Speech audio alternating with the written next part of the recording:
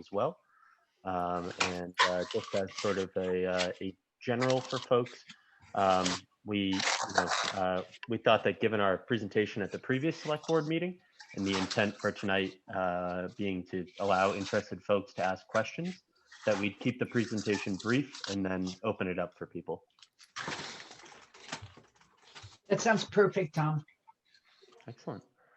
So to sort of jump right in, we view really the next few steps here to be MOU oriented, so discussion of the memorandum of understanding, and I'll get into some of the items that are typical for MOUs in just a moment. But then we think it's great that the town has put together a subcommittee for working through items like the MOU. So we would seek to be discussing that list with the subcommittee. We'll put together a list of topics, bring it to the subcommittee and discuss. Once we have found a list of topics that us and the subcommittee agree are appropriate to be addressed in the MOU, we're happy to provide the first draft of it. So we would be the ones drafting the language and the proposed requirements based on the input that we got from the boards and from the town and the various agencies that we've been consulting with regarding the project. So selected topics, say wetland specific setbacks, would be identified now, but we would really just hope to work on what the actual requirement is and the language of it. Based on additional information as it comes in. There are some items that are sort of more naturally addressed just a tad bit further on, but we think for now we can certainly get a list agreed to and provide draft language for those items that we are prepared to address at this time. So from there, we would seek to reach agreement on the body of the MOU with the town. The MOU would not be effective until the town and the project agree on the topics, and we can discuss the appropriate timing of when some of those topics will be addressed. So to provide some examples of some of the proposed topics that we think make sense to include in an MOU and that we have seen in some others that we've come across, communication with the public in the town. It's very common to have some sort of the project needs to provide an update every X period of days or months. During construction, generally speaking, that timeline would shorten, so updates would be coming more often at that time.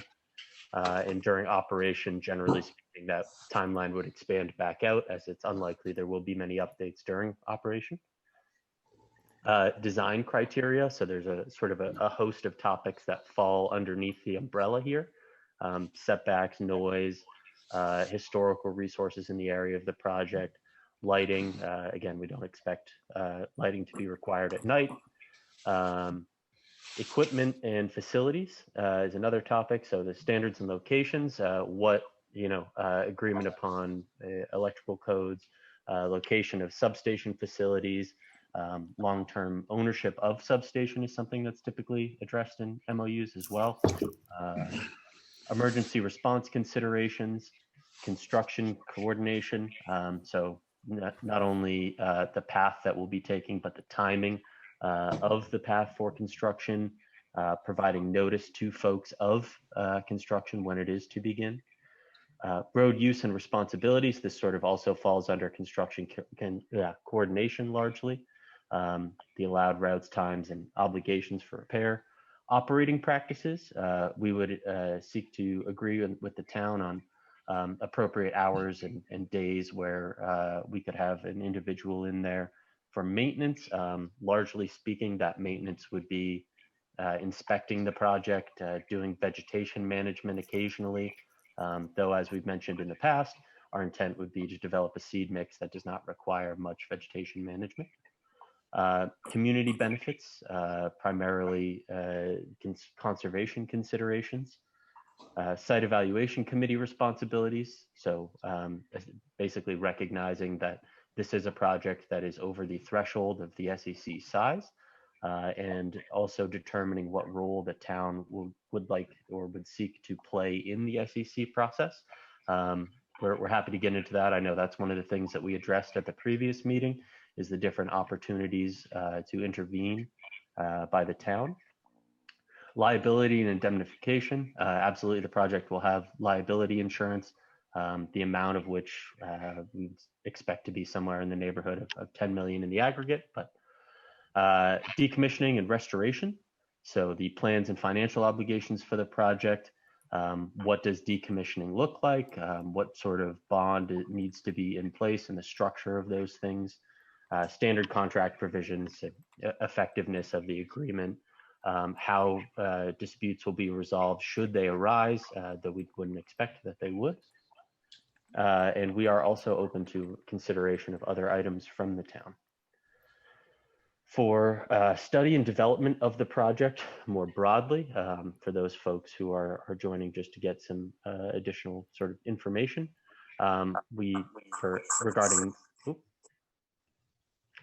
regarding natural resources, we have performed a vernal pool survey, and we have performed wetland delineations as well.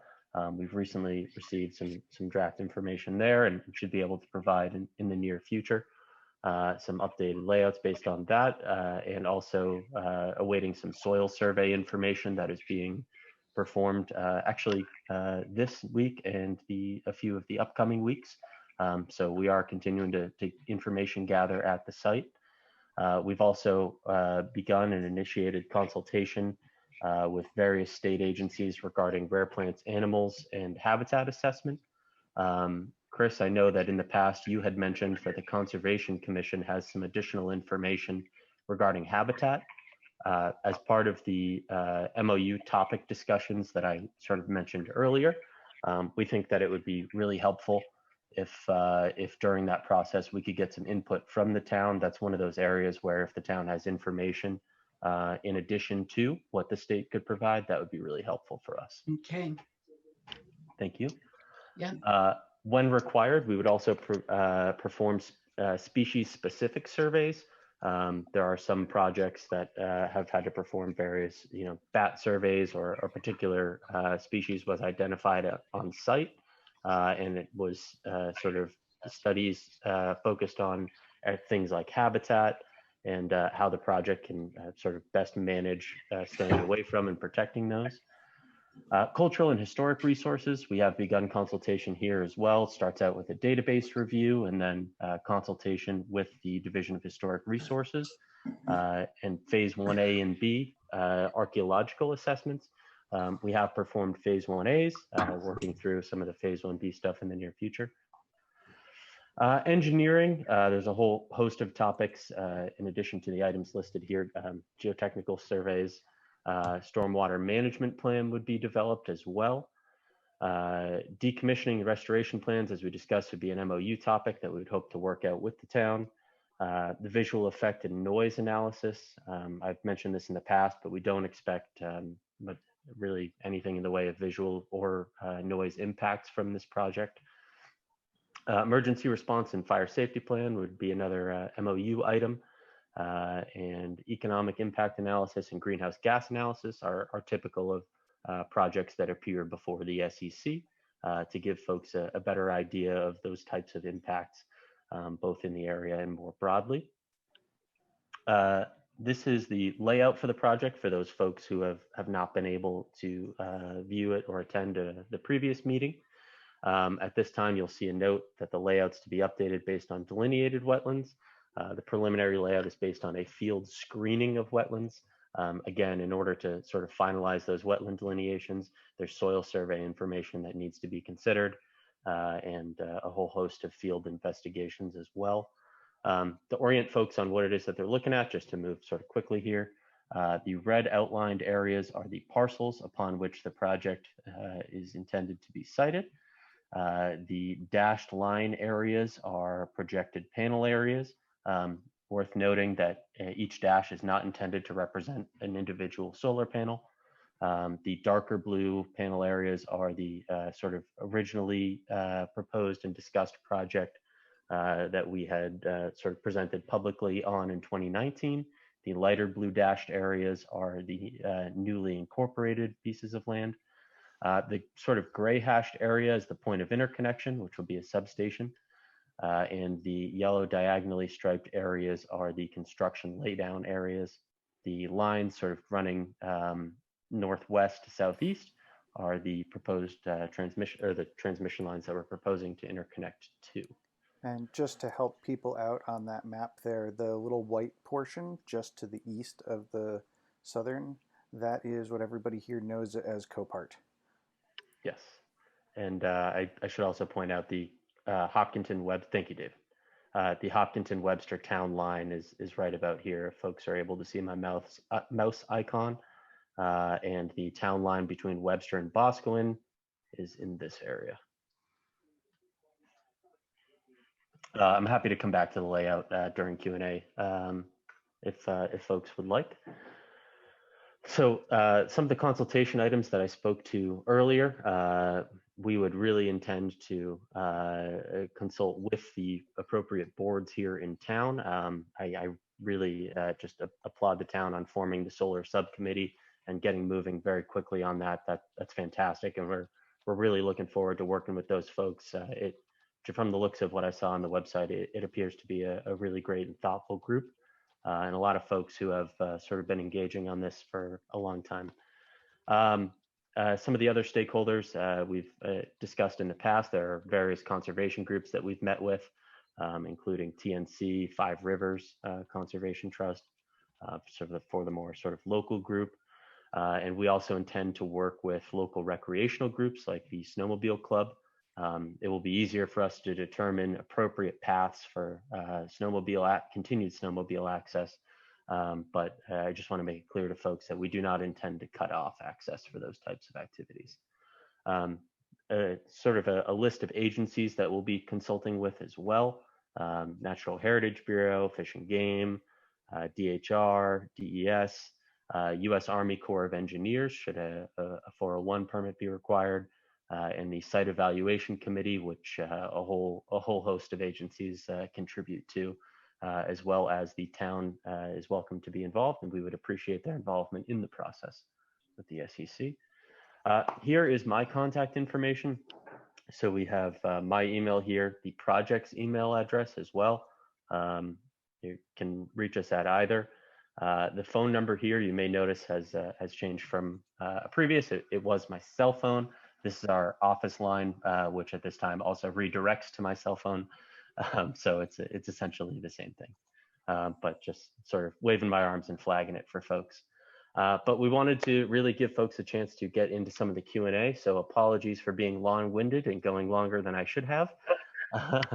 But I'd love to open it up for folks and just thank the board one more time for their time. Sure. Thank you, Dom. Okay.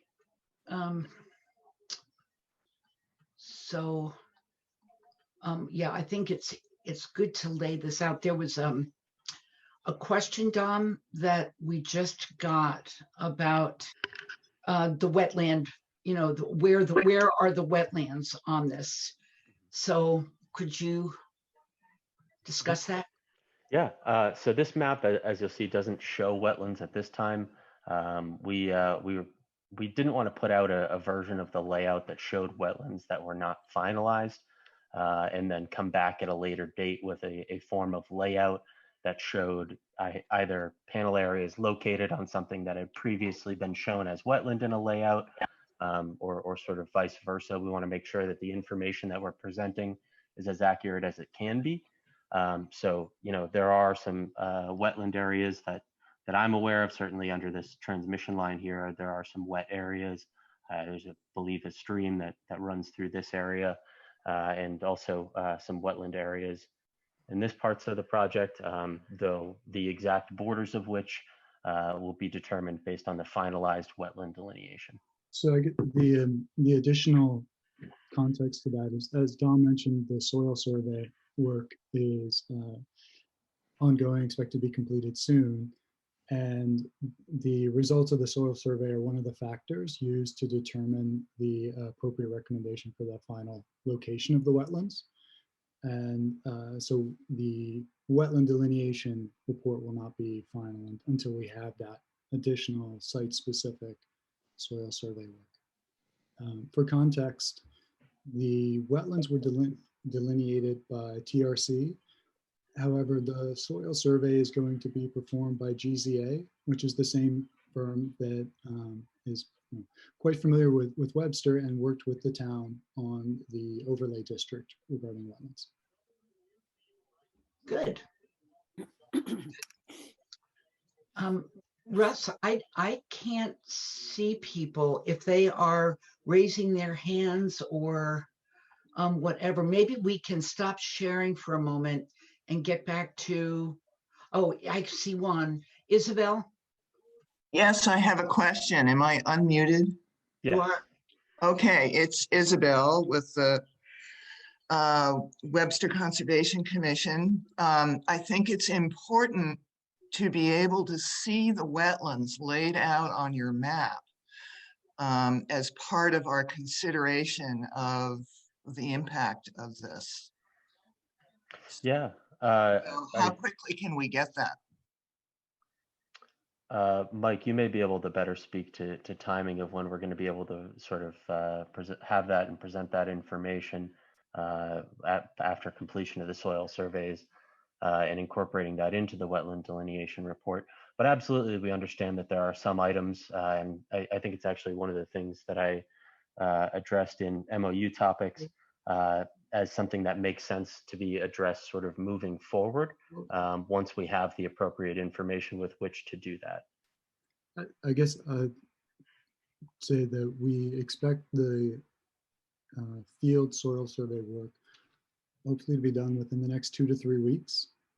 And we could provide an update after that's done on the timing before setting a firmer expectation for whether the information received in the soil survey and the prior delineation are going to take 2 weeks to review and reconcile, or whether we think it's a different period of time.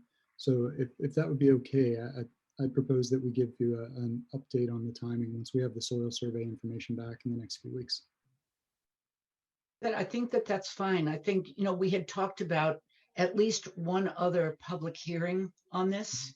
And we could set that public hearing up after you have had all of your information and all of that completed. Yeah. Okay. That would be great. And again, we're happy to present that information when we have it. We just we want to be certain that we're not displaying and giving folks inaccurate information. Yeah, good.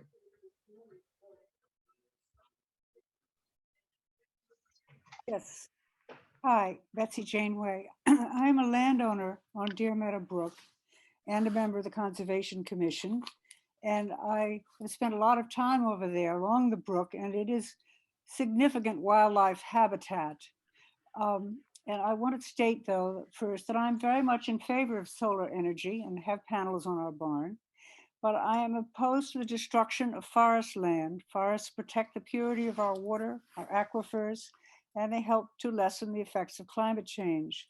So I wonder if Olivewood would consider a match. I don't know exactly how many acres you intend to clear cut, but perhaps you could protect elsewhere in town an equal amount of acreage, of forest acreage. That would really, really help me to accept this destruction of forests. And how many acres will you be clear cutting? Well, Dom will probably have the more specific number, but for context, if we look at the sections of the project, Yes. That northeast portion is essentially clear at this time. It was prior to our having any communication with the folks there, that land was converted to agriculture for hay, principally. The area along the landfill, we have limited clearing. The largest portion of the project in the center, there is ongoing periodic harvesting of the timber there. So the cutting that does happen, and principally in that central part of the project, will be more of a timing. More of a what? More of a timing, more of a timing effect regarding the cutting of timber there. Well, I want to know how many acres you intend to clear cut. You don't have to be exact. I want a rough estimate. And timing involves clear cutting in the spring during the nesting season. No, I was referring to something else on timing, but in terms of when any clearing would occur, that is done in such a way that it would not, that we would avoid impacts on species that are in the area. So it's done in a way such that we avoid impacts on bats, etc. But now I gave a long-winded answer, and so I'll let Dom give the shorter, clearer one. And you never came up with the number of acres. Well, that's for Dom. I believe for this particular project, and Ben Chamberlain, if he's on, does a lot of our sort of site design work. So Ben, please correct me if I am wrong here. But my belief is it's somewhere in the neighborhood of roughly 170 or 180 acres. Okay, thank you. I have a very serious worry about how you intend to keep shrubs and other vegetation from growing up and shading your solar panels. The seed mix is something that is certainly important to us, and one of the things that will be designed in consultation with New Hampshire DES. And we would also seek to get additional information from the local Conservation Commission. As has been noted to us, I believe they have some information regarding local pollinators and those pollinator-friendly species of plants that we could seek to incorporate into the site. But ultimately, that seed mix is going to be developed in a way that tries to balance, being friendly to those local pollinators with avoiding any sort of soil erosion. So there are particular types of vegetation that have quicker growing roots and are better for controlling soil erosion. And the third thing that we would be sort of seeking to balance would be that low and slow growth vegetation that would allow us to minimize the extent to which maintenance like mowing would be necessary. I have no problem with mowing. I have a big problem with the use of glyphosate, known as Roundup.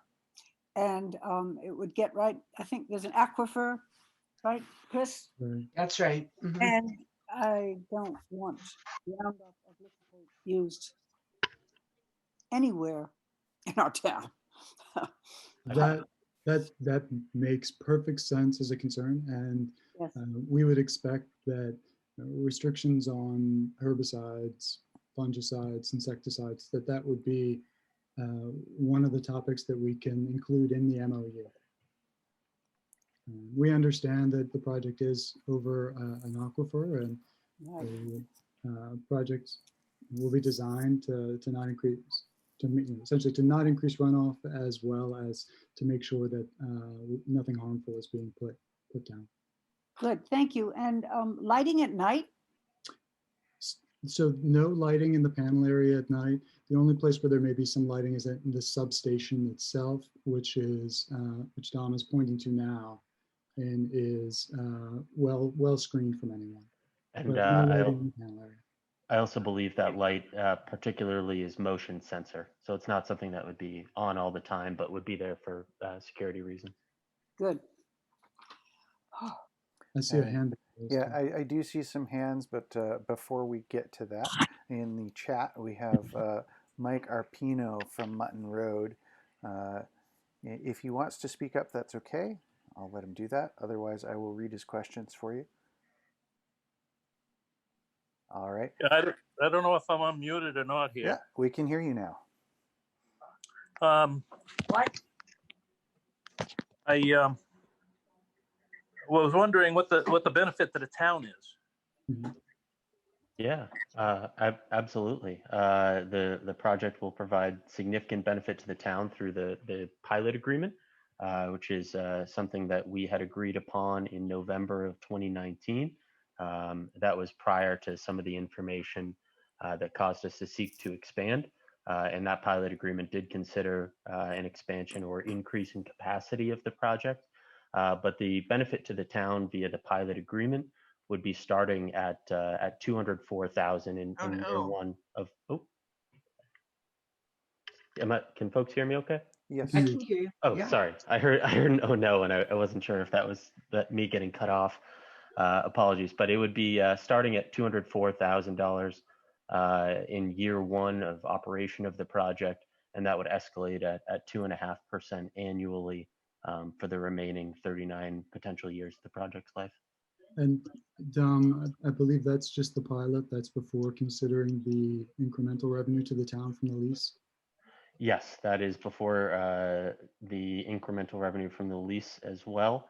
So just as sort of a heads up to folks, with the increased project size, the 40-year pilot total would be about $13.75 million to the town of Webster, as well as lease payments. And I should specify the lease payments are split between Hopkinton and Webster. But the total of the lease payments would also be approximately $8.6 million over the 40 years as well.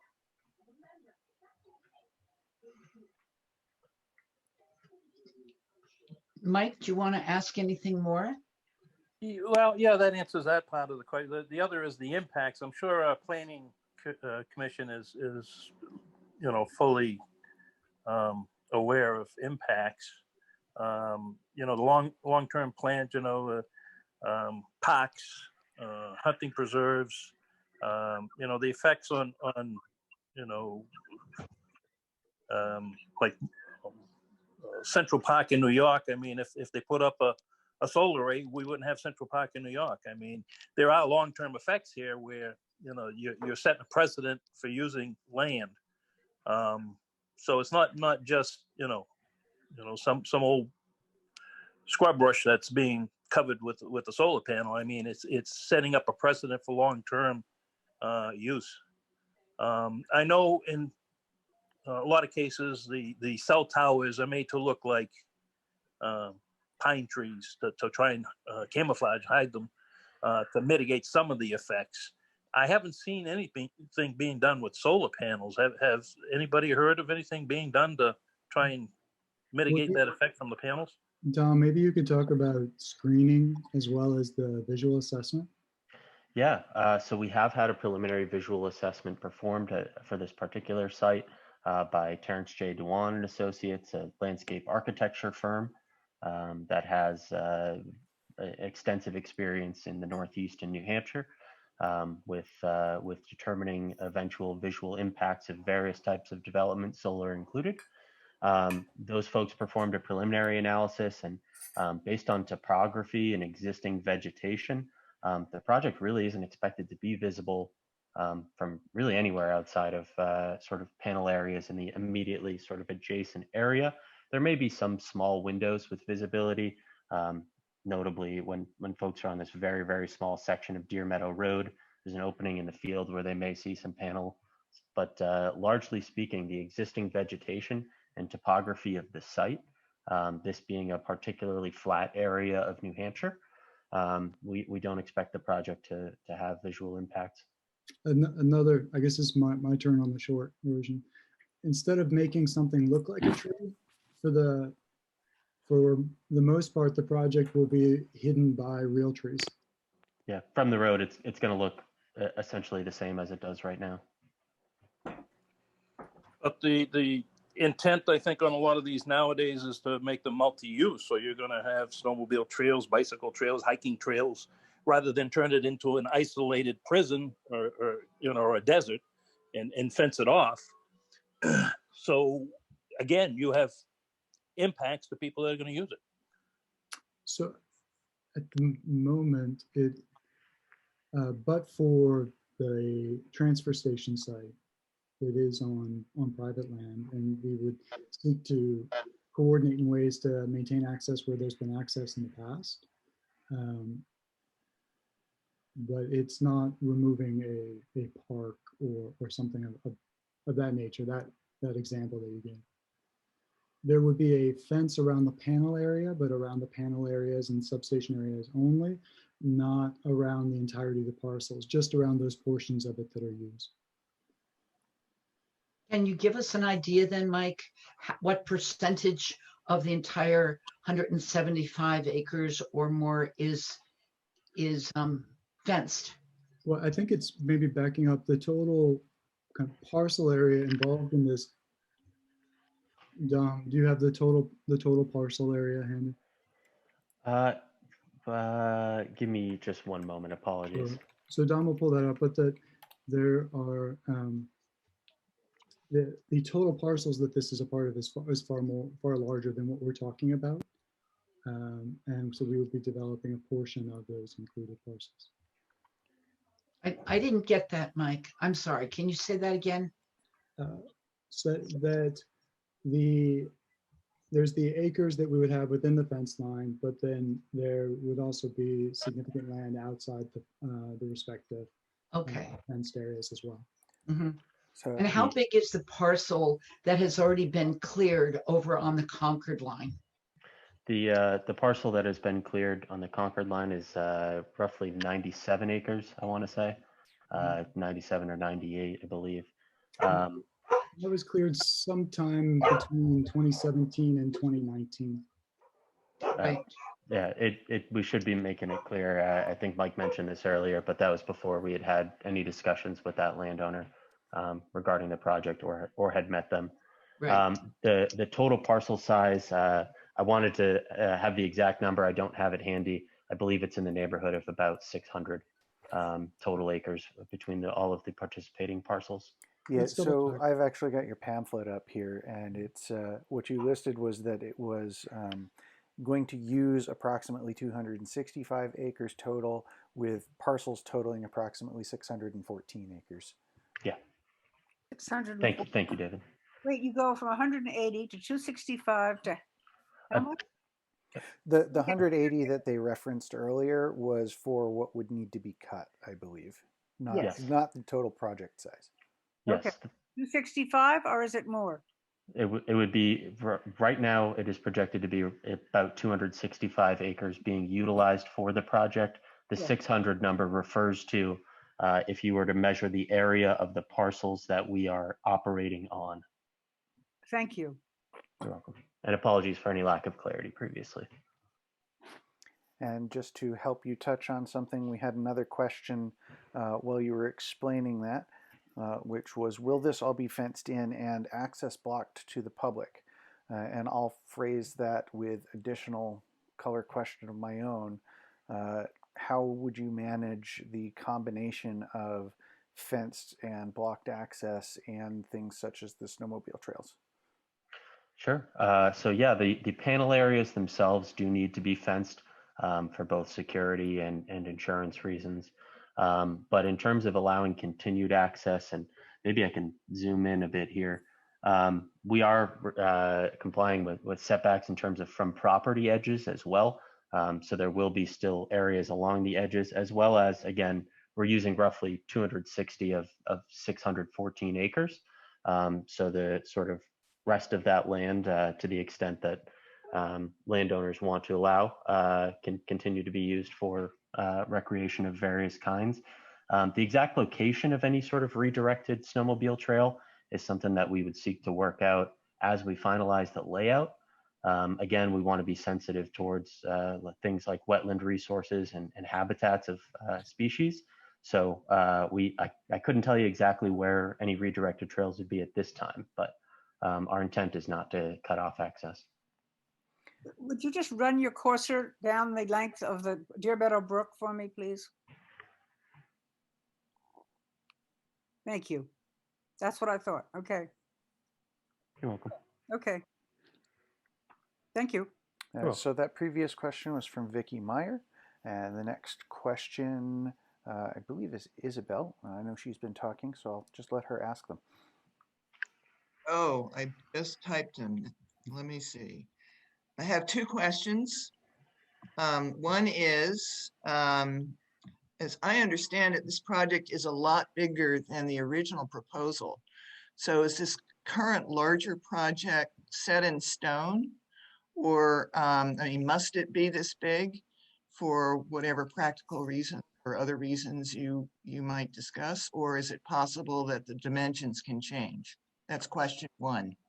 Sure. So I'll sort of start with the short answer, which is we do not anticipate additional expansion beyond what you see here. The reasoning for the expansion is something we've gotten into at some previous meetings, but to just very briefly give you the sort of 15, 20-second version. There was initially a version of the project that was only on the transfer station and associated land. We heard from the town boards as we were working through a lease of that town-owned property that it was preferred that we stay off of and away from the landfill cap and transfer station itself and work only on the associated land. A interconnection of projects of large-scale solar projects are very expensive, and just generally speaking, they continue to increase as the lines go up in rating and line size. So in order to spread the costs of the interconnection location for just the transfer station land, we incorporate this sort of dark blue panel area that you see.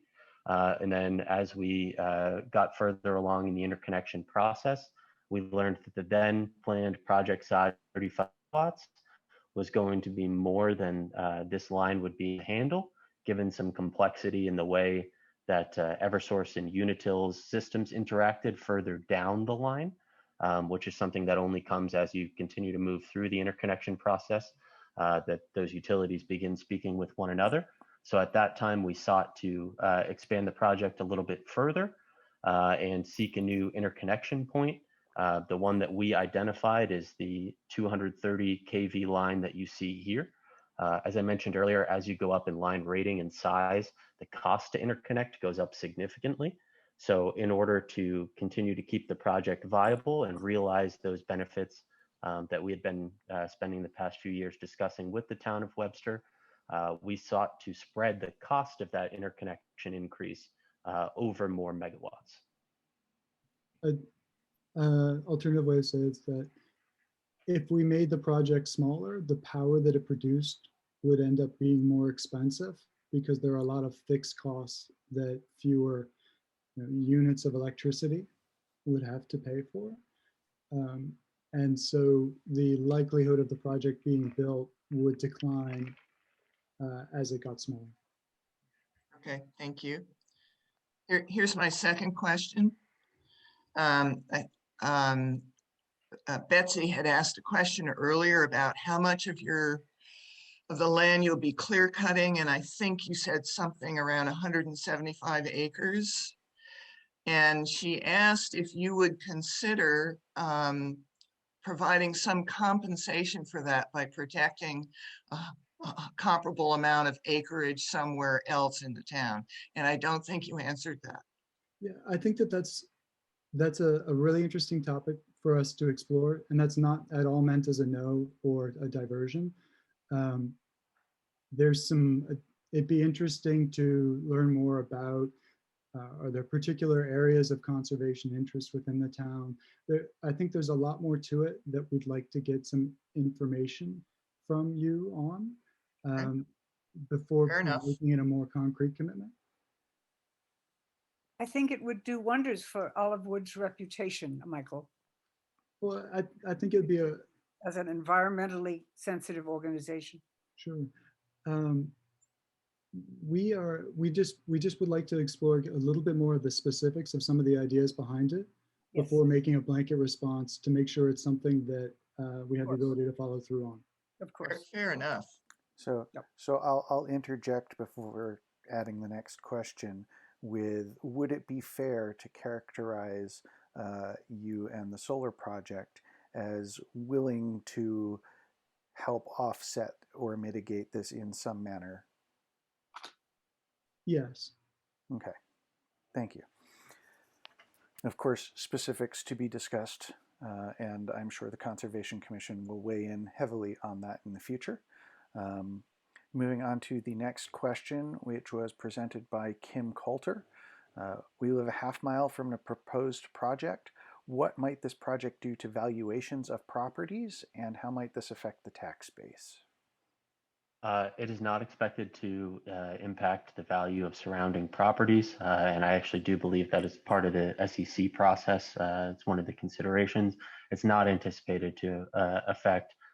We've done quite a bit of looking around, and I have not seen indication of that. And apologies if when I sort of look down or grab my ears. I have terrible hearing, and when other folks are speaking. You may find I do that, but it's just to hear you better. The tax base. Oh, apologies. Yes, Mike, maybe you want to speak to this? I would say that it's a significant increase in the tax base in the form of the pilot, but with additional certainty, because the pilot sets a known payment over the long term. In this case, it agrees on rates for 40 years with escalation throughout. So I'd say an increase. No studies have shown any decrease in property values, but we do have the clear demonstration of incremental tax revenue to the town from the project, with certainty around that revenue once the project is approved and constructed. And can you talk briefly about, since we're talking about tax base here, can you talk briefly about how the interactions work with what the pilot covers and would not cover? For example, the utility valuations and taxes, et cetera. Mm-hmm. So the pilot would cover the town, school, county taxes that are ad valorem. So the typical property taxes. It does not cover assessments for districts. So just to pick an example, say a water district assessment, that's not covered by the pilot as it's currently written. That's something that could be worked out. It does not cover income taxes from the project. It does not cover anything like that. It is just those that subset of taxes that are based on property value. All right. Let's see. So the next question appears to be from Bruce. Bruce, do you want to ask it? I wanted to, where's the location of that substation? Is that on the Concord line with Webster? Is that where that's located? It is not. It is not. Just to sort of be clear to folks, the Hopkinton-Webster line is here. The Webster-Boscawen line is here. And the Concord line is, I believe, right about in this area. Bruce, having been, I believe we've actually met in the past in person. It would be on the opposite side of the street, set well back into the area by the transmission line. Oh, okay. Yeah, so it's across the street from Copart, but down well off of the street in the area on the opposite side of the road. Yes. Mm-hmm. I think it was another Bruce. Yes. No, we have two Bruces here tonight. Yeah, there you go. And that's okay. Did I take your thunder away from you there, Bruce Johnson? I'm still your friend, Bruce. This property presently has current use assessments. And usually when a property changes from current use to other use, there's a land use change tax. Yes. There is no land use change tax here. It's probably in the memorandum of understanding or the pilot program. It is in the pilot. Expand on that? Yes. As part of the pilot agreement, there is a payment in lieu of land use change taxes, which essentially is the land use change tax. But that is part of the pilot agreement. Yes. And is there a particular number that you have at this point, a working number? Previously, I believe it was roughly 53,000. I don't have the with expansion number on the top of my head, but I could absolutely get it for you quickly. Can I make a comment to the select board and the subcommittee, Dave? Please. Sure. So what I would like to do is for that 53,000 or whatever that comes out to, I would like to make a recommendation that all of that money goes to the Conservation Commission. And the reason I say that is because at town meeting this past year, the town voted for all of the money from current use change tax to go to the Conservation Commission. And I would think that the most appropriate thing, and I would think that what the town would appreciate at this point, what the town intention is is that all of that money then go to the Conservation Commission. So that would be my comment. Thank you, Bruce. Thank you, Bruce. Thank you too. Let's see, moving along. Sorry, I should make sure that, Bruce, are you done or have any further comment on that? I made my statement. Oh, which Bruce? I made my statement. I'm done. I guess either of you. Go ahead, Bruce Johnson. I'm good. I'm done. You're all done? Okay, I had one more brief. Thanks, Dominic, and for being here tonight. I know we met before and discussed this briefly. But how far back, you know, where my house, how far back my house are those first solar panels? Is it like, am I getting it right saying 300 feet, 400 feet? From your house in particular, I don't have a number off the top of my head. Regarding setbacks from property edges, sorry, go ahead, Mike. Can you say the clearance? You know, for something really specific like that, why don't we take a note and you can follow up with Bruce afterwards and just check just to make sure it's the right answer based on the current layout. Yeah, Mike's right. I shouldn't guess. Okay, it's not an emergency. You can. Mike, what is the white patch on your map? This is the Copart facility. Is this what you're referring to? Yeah, thank you. All right. So the next question started from Maxine, so I'll take that one. I don't have a last name, but Maxine asks, will screening be added so neighbors who can now see areas where the panels will go not see them? Okay. This is for my husband, Charles. Here you go. Yeah. In the winter, from my deck, I can look out. Just for record keeping, can you please state your name? My name's Charles Petroselli. I live at 223 Deer Meadow. So I'm on the side of the road. You know, my backyard goes to where the panels, not my backyard, but I'm on my back. I face my house faces the panels.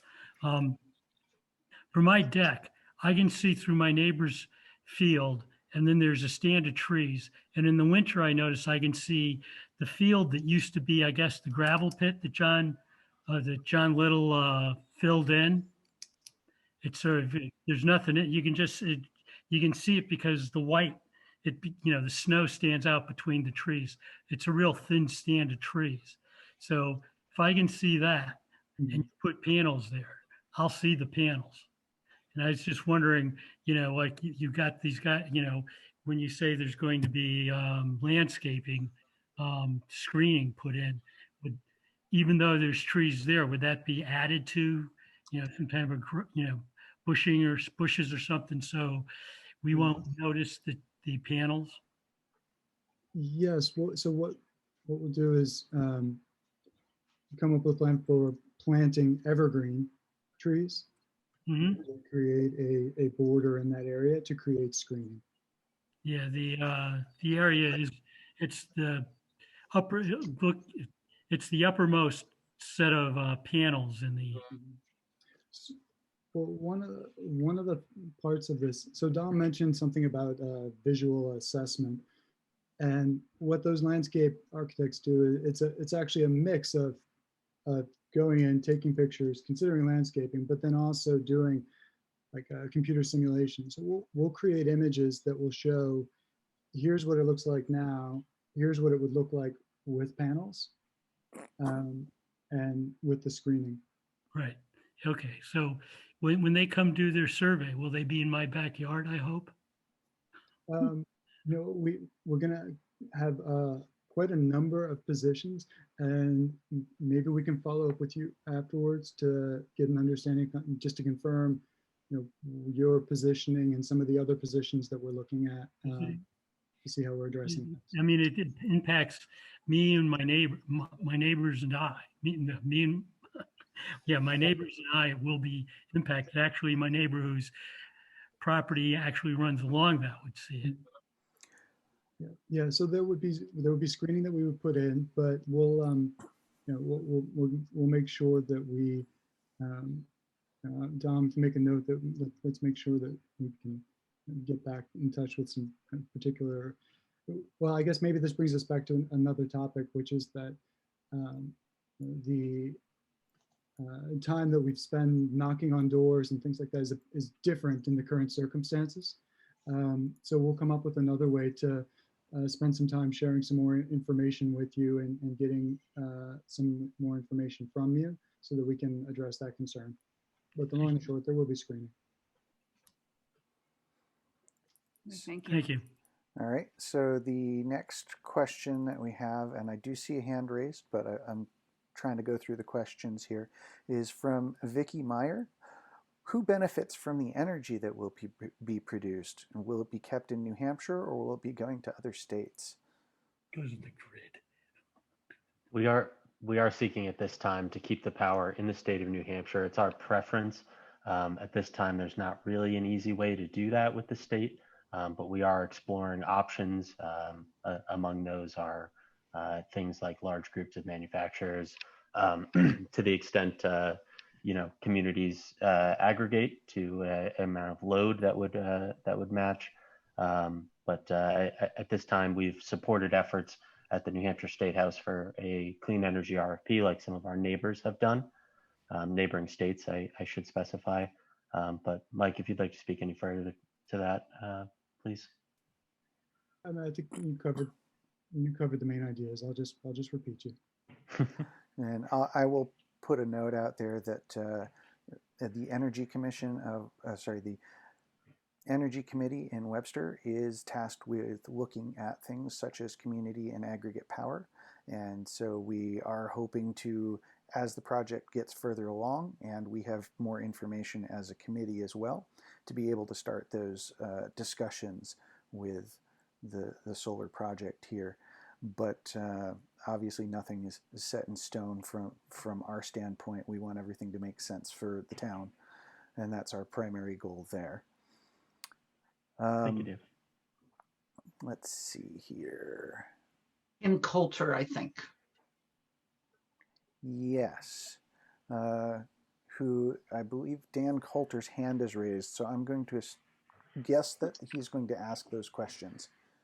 So I'll let Dan ask, and if it's not, then I'll go ahead and repeat Kim's after. Dan Coulter, if you could unmute yourself for your question. Okay. I see there's two of them. Yeah, we're trying to figure out, we live at 20 Deer Meadow Road. So we're right on the Concord-Webster line.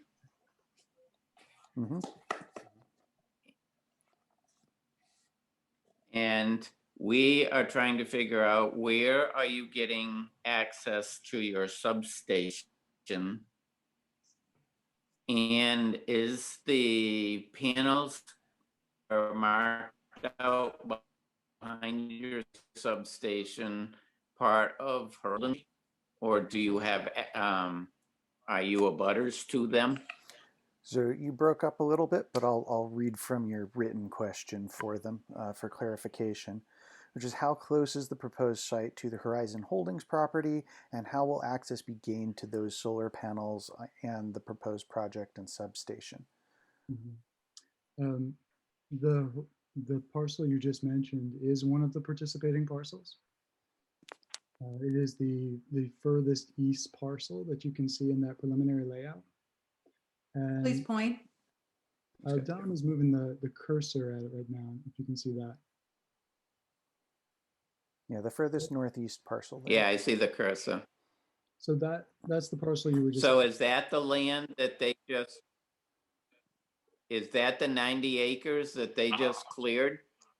They cleared, I guess, sometime going by the side, sometime between 17 and 19, principally, if not entirely.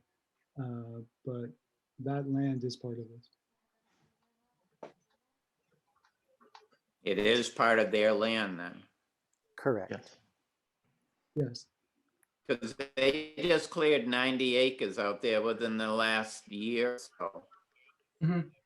And my question, why I question how you are getting there is their access road goes directly beside our house. And I would like to know if that's how you intend to gain access to your substation. Sure, there are a couple of ways, but we'd be happy to follow up with you specifically to see where your house is. I think you said your address. We're 20, so we're right on kind of the corner. Mhm. Yeah, we'll be happy to follow up with you and to go over some of the different approaches that we were discussing.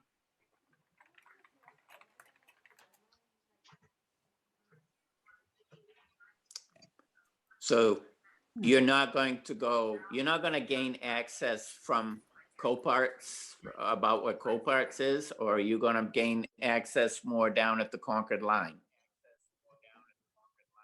Right now, and this is one of the variables in terms of kind of the final delineation, but there are a couple of different ways potentially to access it, and we didn't want to put something out there and mismanage expectations relating to it. So the final access, which approach is taken there, is something that's still kind of under review and then for discussion. All But right. I'd be happy to follow up with you specifically as well. And So you don't know. There are a couple of different potential ways to do it, and it's still being resolved.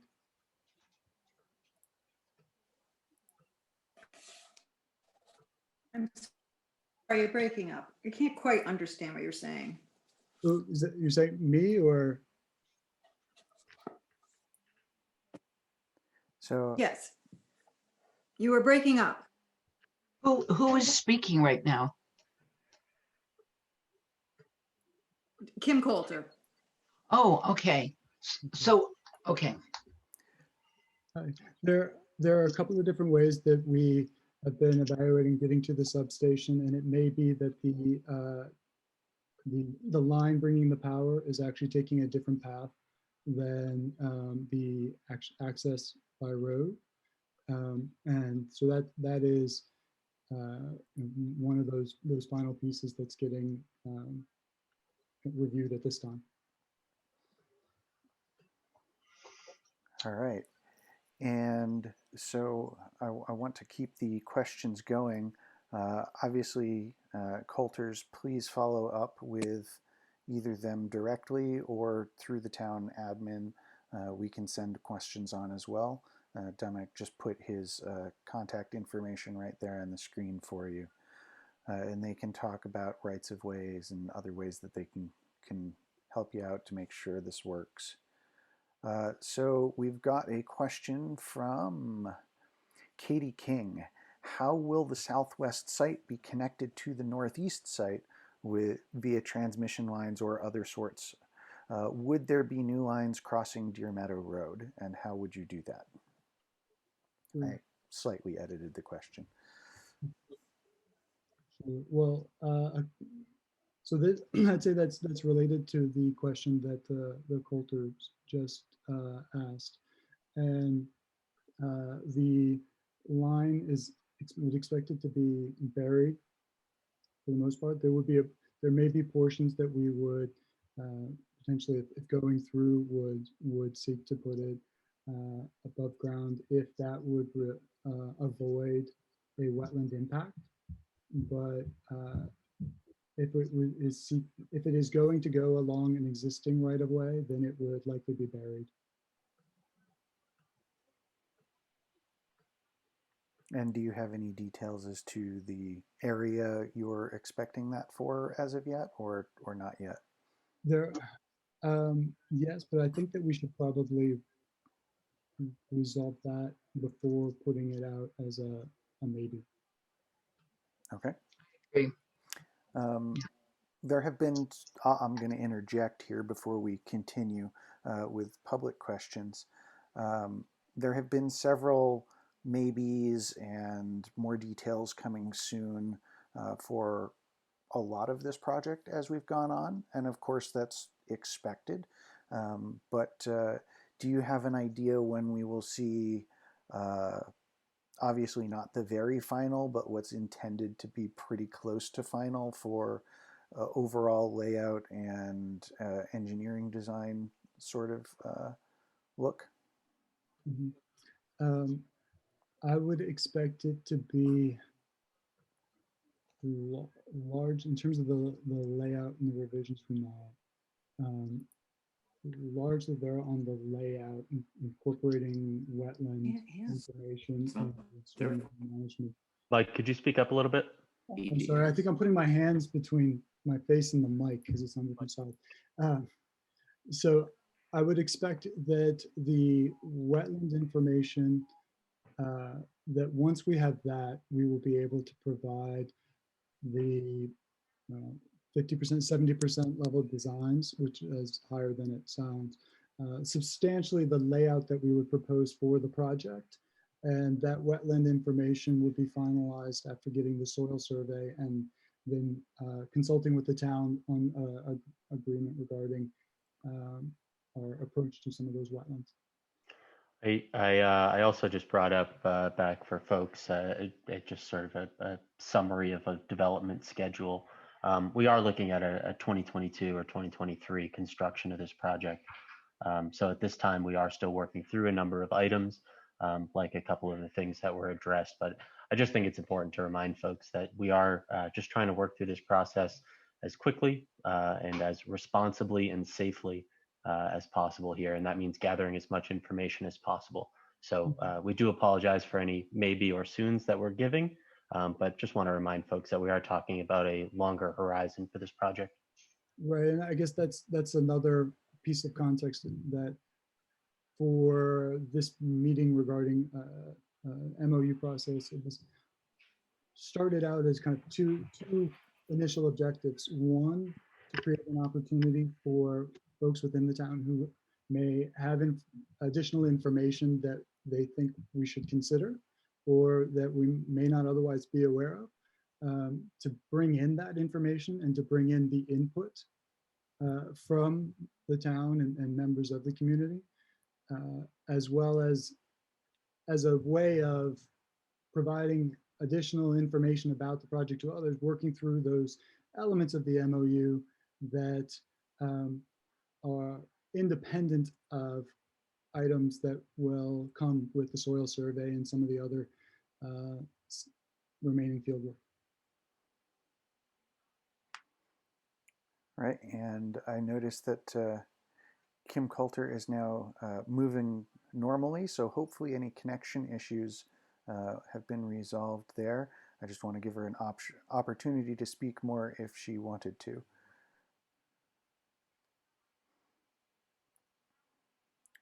All right, so. Hi. Oh. Yeah, we've got, I don't think our internet's the best. I'm not a big fan of TDS, but it is what it is.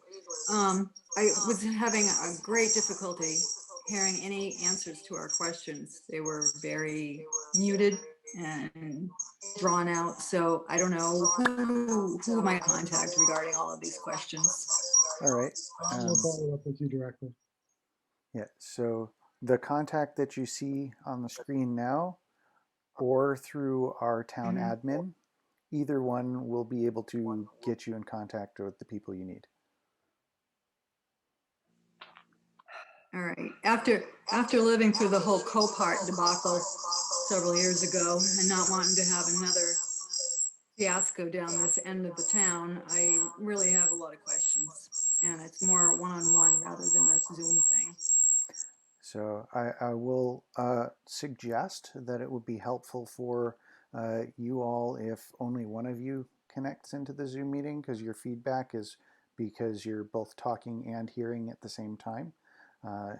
And so that may help you as far as understandability.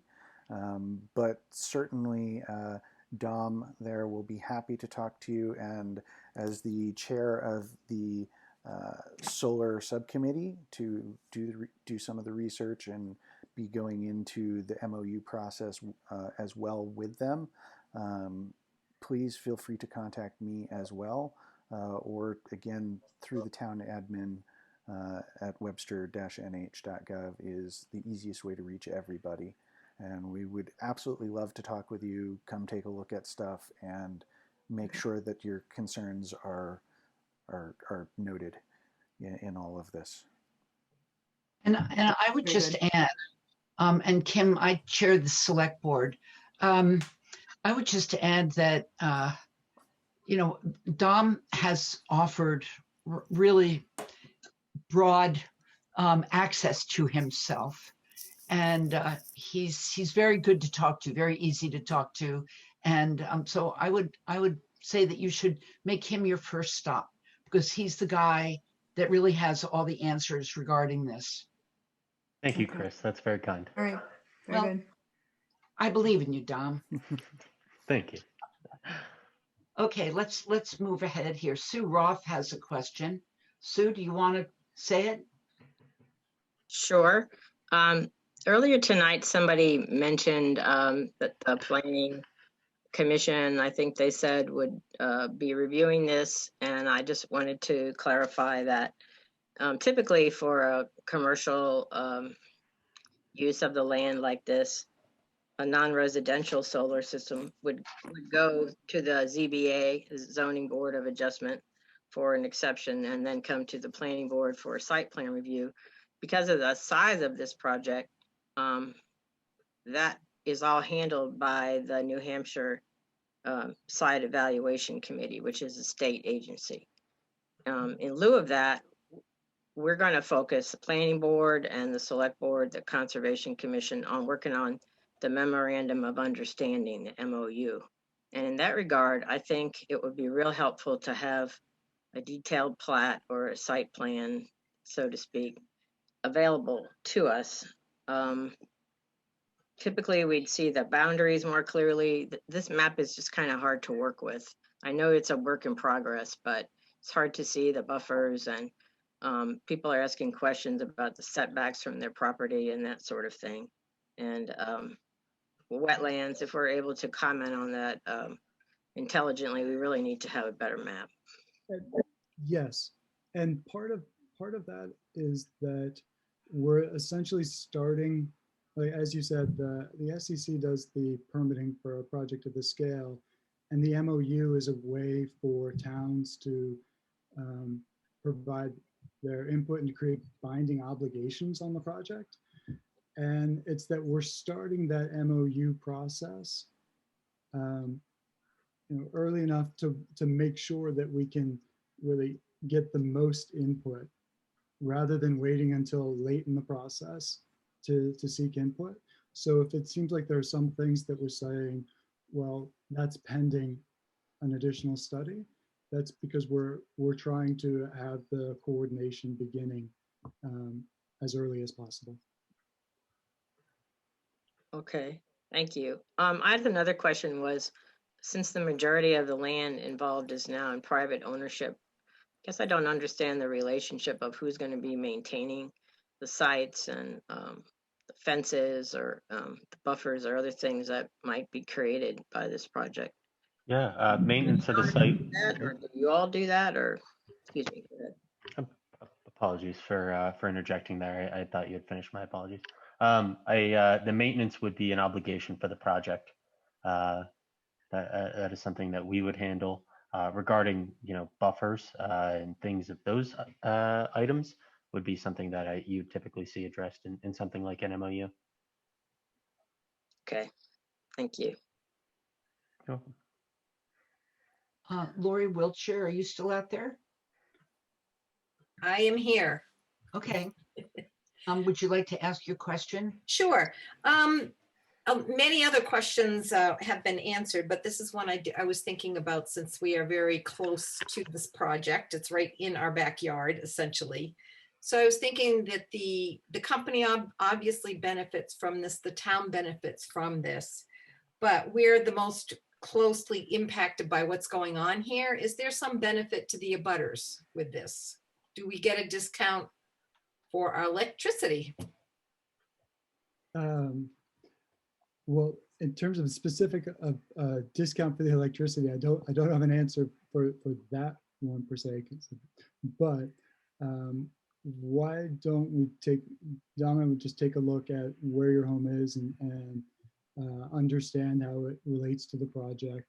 There isn't typically a separate, say, benefit per se for someone who is in the vicinity of the project but not participating. So there isn't an immediate one, but we're very interested in exploring ways that say the concept of electricity discount. The Energy Committee is looking at some opportunities for the town. We're very interested in having that conversation to see what creative tools we can do to provide benefits for people who are not participating. So long answer, there isn't a specific one right now. Why don't we follow up with you to also better understand where you are as it relates to the project? We would love that. And just so I am aware, that was Lori Wiltshire. Did I hear Yes. that correctly? Yes. Excellent. Just want to make sure we're taking that down. All right, and we had two questions that I'm going to stick together. One was from Maxine again and Katie King, and it is, what is the planned completion date for, sorry, I guess they're not the same. I misread it the first time. What is your planned completion date for the wetlands study? I believe you said approximately 2 weeks and then another few to digest it. Approximately, yes. Okay. And from Katie King, once started, how long will the construction process take for a project of this size? It's partially a function of the timing of when the permit is approved. Obviously we have long, cold winters here in New Hampshire. So depending on when the project's approved, that may have some effect on timing. The pilot considers an up to 2-year construction period. Mike, correct me if I'm wrong here. We expect it to be likely 1 season. Yeah, the goal would be to have the principal construction activities, most of the activity that anyone sees within 1 construction season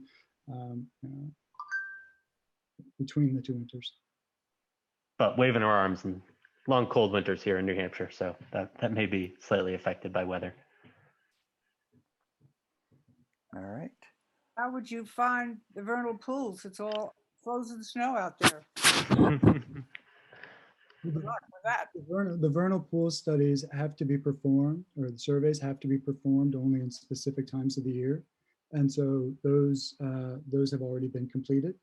What we are awaiting now is the results of the soil survey, where they will dig in and review samples from specific locations, because part of delineating the wetlands is classifying the soil. And so we want to look at any differences that we see between the soil characteristics and what was observed in vegetation to make determinations regarding what the wetlands are.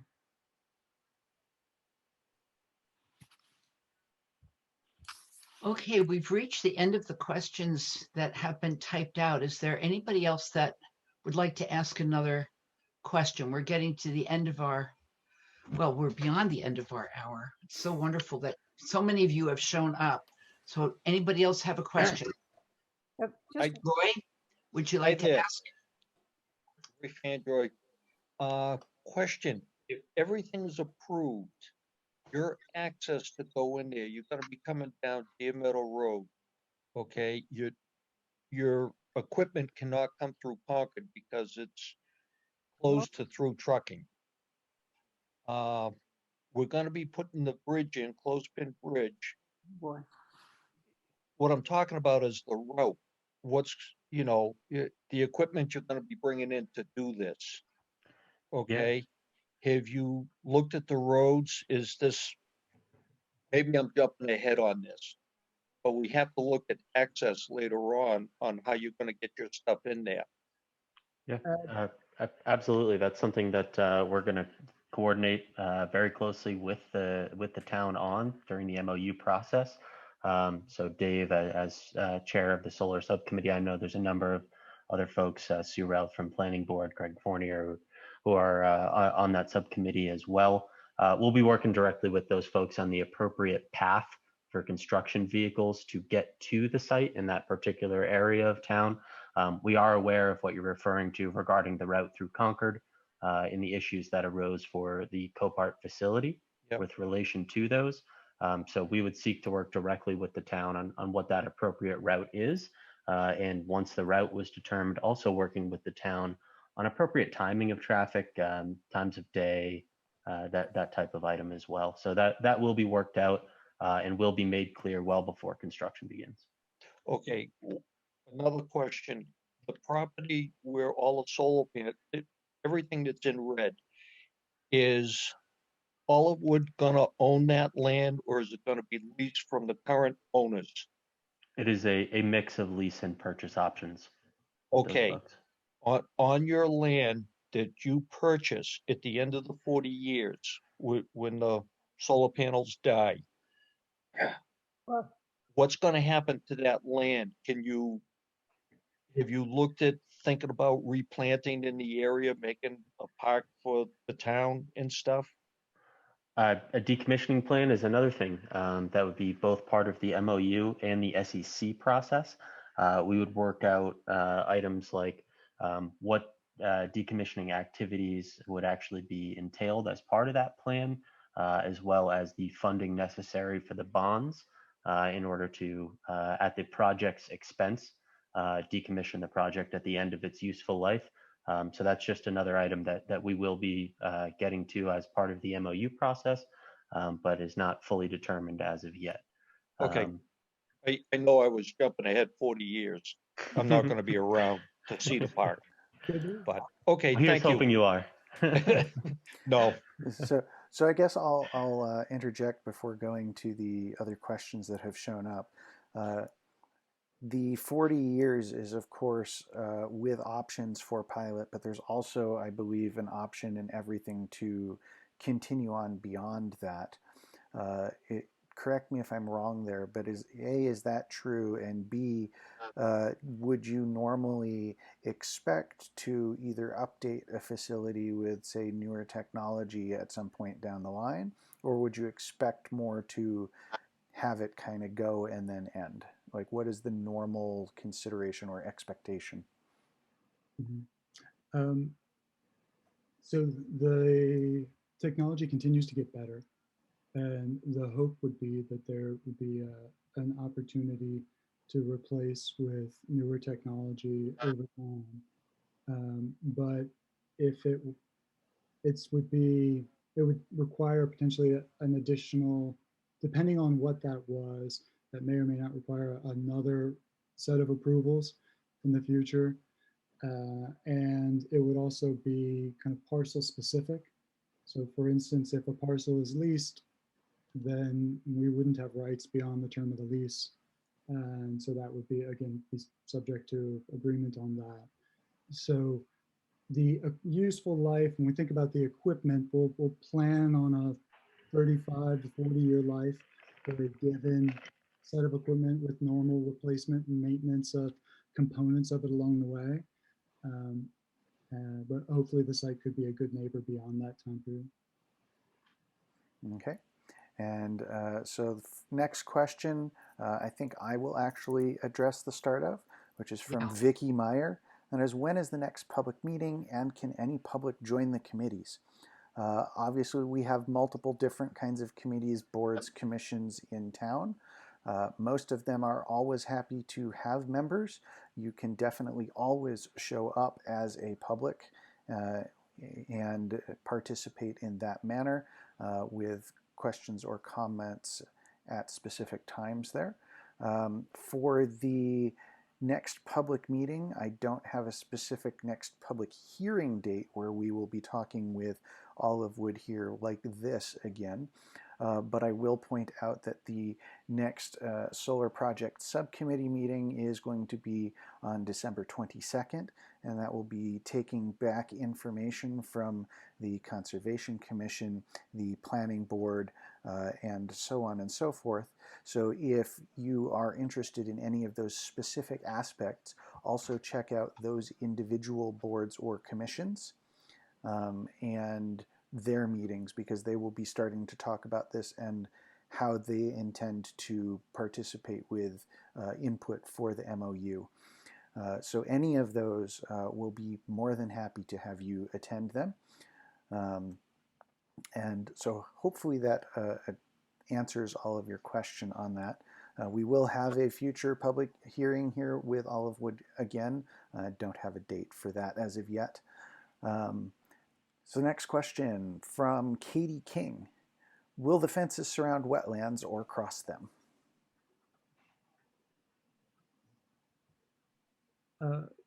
For the most part, wetlands would be outside of the fenced area because we would be avoiding the wetlands with the panels, and the fenced area would be around those panels.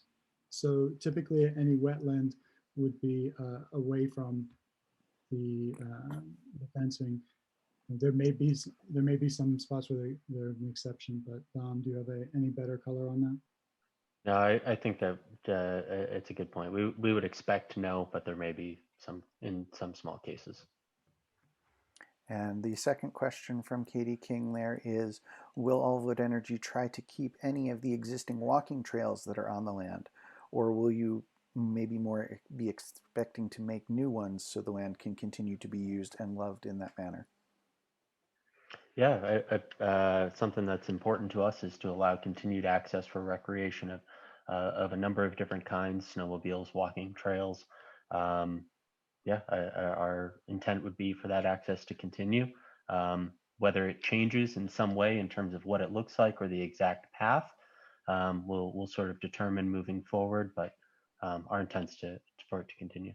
Well, and I guess we'd also appreciate getting any additional information, trail maps. We had done our own review regarding trail maps. Dom has walked a number of places, but also be great if you could follow up with Dom after this, if you don't mind, or through the solar committee to provide information on the trails in case there's something that we're missing, and to coordinate on that topic.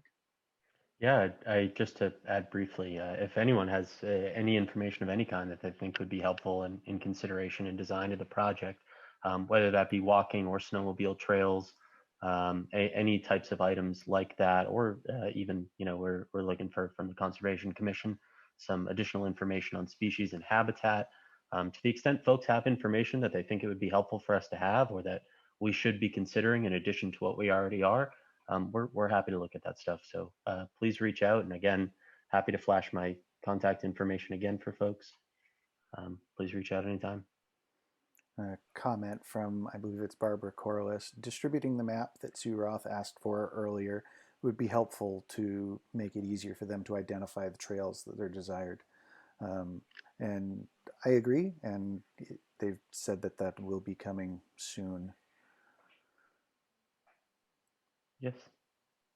Okay. I will also point out that we have also, I reached out to the Historic Society and was pleasantly surprised that Olivewood had already been talking with some of their members as well, and has already done studies in that area. So the due diligence there is appreciated as well. Thank you, Dave. Trying to be as thorough as we can. Thank you. Betsy? Oh, there are two colors of little dots on my map, and I'm trying to see, one is preliminary and one is expanded. The pale blue and the dark blue. Can you explain the difference, please? Absolutely. So the dark blue dashed areas, so just to be clear, any dashed area is intended projected panel area at this time for the preliminary layout. Those areas with the darker blue dashes are the previously considered and discussed iteration of the project when it was at the 35 megawatt scale. Yes. And we did some public meetings in 2019. The lighter blue areas are the sort of expansion area, as I discussed earlier. Okay. Once we got some interconnection information back, and we're moving to a new interconnection location and expanding the project. Thank you. Welcome. There is a comment, I believe, from Michael Wiltshire, if he wants to. Lori's husband. First of all, I appreciate the insight of many of the people have commented and the concerns of some of my neighbors and people in the town. This project will benefit a lot of people, but it does impact abutters. I happen to be one of them. So I just would like that the town and the company, Olivewood, would take into consideration the abutters. I looked on the tax map, Webster's residents on Deer Meadow Road are the ones that are mostly impacted. Most of the all the other abutters do not actually live on the land, but their land does abut to it, like the Janeways and the town of Webster. The people who live in Hopkinton, they already deal with the transfer station, so they're used to seeing traffic there. But for our side of it, it's pretty big. I mean, it's a big deal. Yep. It changed it's going to change our landscape tremendously. As Lori said, we do abut up to the gravel pit that John Little had flattened. I helped him do that, by the way, change it from a gravel pit into a flat piece of property. And I love what's out there. These trails, we have access, there's hunting, there's we can bicycle, you can four-wheel. I mean, he's allowed a lot of activity, and that is going to change drastically for some of us. There's about 6 homes that actually are going to be really impacted on Deer Meadow Road. So it just that Olivewood and the town of Webster take into consideration, we don't know how this is going to impact if I don't plan on moving. I love it here. Some may decide to move out of town and sell their homes. I don't know how people coming into town, well, they will realize that there is a solar field back there. So they're aware of it. For us, we've never had one. But I'm not opposed to it. It's good, clean energy. It's better than having a landfill behind me or a junkyard or I don't think of a bunch of other things that could be there. Housing development, a racetrack. So I just wanted to express Dominic, I'm gonna like to make an appointment with you personally. I'll put it on your email so we can sit down and talk a little bit to see if there's some considerations that the town or Olivewood can give to some of the abutters who are really affected by it. Good. I look forward to speaking with you offline. Thank you for your comment. You, Michael. And because the subcommittee that Dave is the chair of, the way that subcommittee has been put together, there are representatives from every board in town in an effort to try to represent the interests of the people in town. And I know that as an abutter, you are particularly affected here. And so we are cognizant, and I think it's a great idea for you to talk to Dom personally, and perhaps later, you'll come to the select board as well. And the subcommittee, there are pieces of things like the MOU, for example, where you mentioned traffic, and there probably won't be much of any traffic impact except during the initial construction period. And it's absolutely common in MOUs to A, control that, and B, to then have some sort of mitigation or repair of any sort of damage that may be done, perceived or otherwise.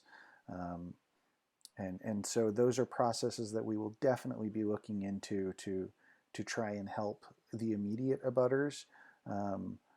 I can't speak for exactly everything that we could do or may decide to do, obviously, but I would love to hear any of those inputs, whether they come through Dominic or through myself or the town admin. Well, I hope they won't be going down Garrish Road the way Copart tried to do. I hope for the sake of the glass in those panels, they don't go down garish. So the another, let's see. Oh, it moved. Okay. Question from Bruce Lampman. Has there been contact with the city of Concord regarding that road access? Or are we expecting to come up with other things, or is that future? That's an item that we'll address moving forward once we've agreed on with the town of Webster, in particular regarding what routes that the town views as appropriate. I think that it would be helpful to have some of that information before we begin conversations with other towns. Mm-hmm. I think that what prompted the city of Concord to put a restriction on their roads was the fact that Copart was running 10-wheel car carriers across the roads every 2 minutes. I think a relatively short-term construction period of perhaps, hopefully 1 season, maybe a season and a half or 2, is a far cry from what was presented by Copart. So I think a discussion with the city of Concord in that regard and the use of their roads would be beneficial. I doubt that they would be objectionable to you in that it's a construction project and not a long-term deal that Copart appeared to be. So just food for thought. Absolutely, and thank you for that. And so the next comment is from Corliss, and that is, the committee would benefit from a Deer Meadow resident on the board. You're I would hired, agree. I would absolutely agree. Please, we would like to enjoy having somebody come do that. We have asked a couple different people. Craig is on. Mm-hmm. He's a Deer Meadow resident. So Craig is on there. That is true. Yeah. So you're covered, Barb. And I see, I would consider it, but from Katie King here. But again, anyone who is interested in these topics, please let us know. I won't say the more the merrier for absolutely everything, because too many cooks in the kitchen is a thing. But we absolutely want to take all of the input from everybody, even if you're not participating on the board all the time. So please let us know. Please show up to some of the meetings and voice your concerns, your questions, your comments, etc. Good. Are there any other questions out there in television land? This is a good hearing. Good. No. It doesn't look like there are any other questions. Betsy, do you have something else? No, I just have to work on my pages of notes. Yeah, okay. So my last question is regarding timing for Dominic and or Michael. Obviously, you mentioned that the wetlands stuff was coming and the soil samples, 2 weeks and then a few more weeks. Would it be reasonable to expect that the kind of more detailed site plat that Sue Roth mentioned earlier may be available in a couple months? Or are we talking further out than that? There will be iterative levels of detail, and why don't we set a set of expectations for that once we get the wetland information back and begin having discussions with you about that level of information. But so go ahead, Tom. What were you saying? I was just going to say that information is going to continue to get incorporated over time. There are various levels of design in terms of the civil design engineering. And as we continue to move forward, we'll continue to add more detail, and the project layout will continue to be refined. When we have that wetland and soil information back and have processed it and incorporated into the design of the project, absolutely we could come back with a layout that had that information on there. And then as we continue to refine the layout, we would add in addition to that things like new snowmobile locations, that type of item, setbacks from other properties. Iterative is a good way of putting it, Mike. We'll continue to add more detail every time we can. And a question of what's involved in being on a board as a Deer Meadow resident.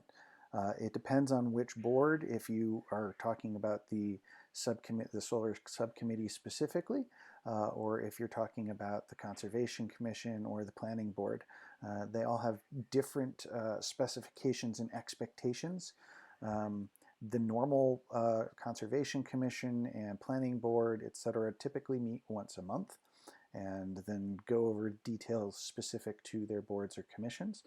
The Solar Subcommittee currently is meeting a little bit more often than that, and we're expecting to meet relatively often through some of the MOU process, and then much less after that, if at all, depending on how involved the subcommittee maintains itself. So that's kind of the expectation there. But I want to add something though. Please. Michael, if you are interested in running for the vacancy coming up on the select board, you are welcome to do that. And that's a whole different level of commitment. But yes, absolutely. We will have 2 different select board positions that will be on the ballot this year. Not well. They'll be on the ballot, really. But yeah. So yes, absolutely. If you're interested in any of those, our town admin and or the rest of us that are on any of the specific boards or committees would love to talk to you and tell you any more details or answer any of your questions about it. So Michael, particularly with regard to this project, you as a public citizen should attend via Zoom Dave's solar subcommittee meetings. December 22nd at 7 o'clock is going to be the next meeting. So attend that meeting. All these meetings are open to anybody who would like to come. Absolutely. And so, you know, so please, anybody who has any interest in the work that these boards do, you know, you're free to show up to any of them. Look on the town website to see when the meetings are. And, you know, and please join us. Yeah, and I will note that I do my best to keep up to date on the web page portion of the Webster's website for the Solar Subcommittee. So you will see things like the pamphlet that I mentioned previously posted there, as well as overviews of the project, when the meetings are, etc. Okay. So I would like to adjourn this meeting and thank the people from Olivewood very, very much for answering these questions as well as you have. And we look forward to hearing, as you can imagine, we look forward to the wetland delineation and all the things you've heard over and over again. So thank you very much for being here. And thank you to all of you folks who have shown up with your good questions. So yeah, I just wanted to say thank you for the board's time tonight. We always appreciate the opportunity to get out in front of folks and answer some questions. It's still a little weird that we're not able to do this in person, and it's got to be in this weird Zoom format. Right. But we always appreciate the time, and frankly, we love that there's such a passionate and interested group here in Webster that seems to care deeply about the project. And we look forward to continuing to work with you guys and sharing information as we get it. Thank you. So there was a motion made to adjourn at 8:40. I need a second. I will second that, seeing no further questions. Okay, good. All in favor? Aye. Aye. Dee, are you out there? I think Dee is out there. She was. Yep, I see her waving. Oh, she's waving. Okay, Yep. That's good enough. We'll count that. Okay. Good night, everybody. Night. Thank you. Thank you very Thank much. you for coming, everybody. Bye-bye. Yeah. Well done, Chris. Thank you. Ooh, low battery. Hey, Betsy. Hi, Dee. How are you?